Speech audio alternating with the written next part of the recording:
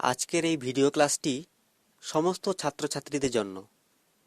Computer সম্পর্কে সমস্ত কিছু জানতে আগ্রহী ছাত্রছাত্রীদের আহ্বান জানাচ্ছি এই চ্যানেলের পক্ষ থেকে।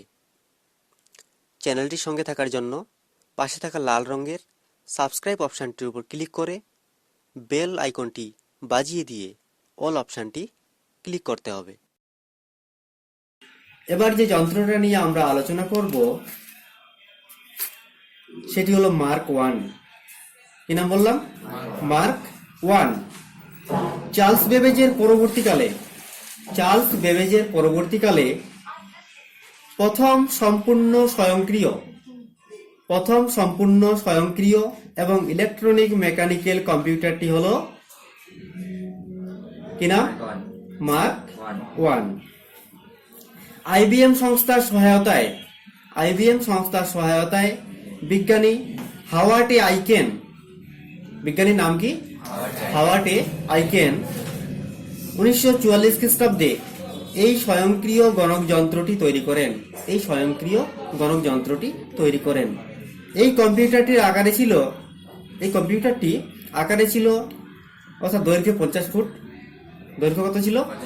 50 ফুট এবং উচ্চতায় 8 ফুট। দৈর্ঘ্যে 50 ফুট এবং উচ্চতায় 8 ফুট। এই মেশিনটি পাঞ্চ কার্ডের প্রযুক্তি অনুসরণ করেই তৈরি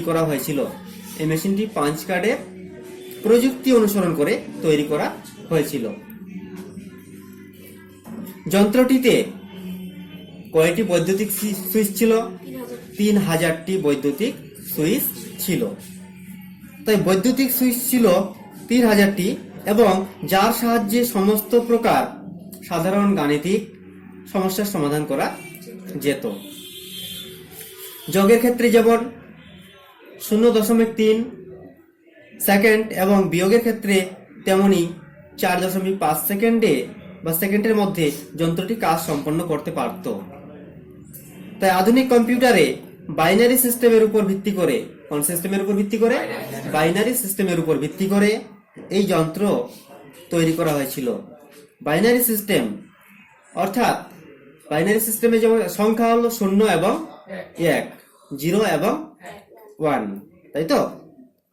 তাই চার্লস বেবেজের অসমাপ্ত কাজের যে বাস্তবায়ন, চার্লস বেবেজ যে কাজগুলো করে যেতে পারেননি সেই কাজগুলো বাস্তবায়িত করেছিল মার্ক 1 যন্ত্রে বাস্তবায়িত করেছিল। তাই এটিকে আধুনিক যুগের প্রথম গণক যন্ত্র বলা হয়। ভিডিওটি যদি একটুও উপকারে আসে তাহলে একটি মাত্র লাইক দিয়ে বন্ধুদের শেয়ার করবে। তোমরা কমেন্ট করছো না কেন? অবশ্যই কমেন্ট করবে, কারণ তোমাদের মূল্যবান কমেন্টগুলি তোমাদের মাঝে ভিডিওর মাধ্যমে শেয়ার করা হবে।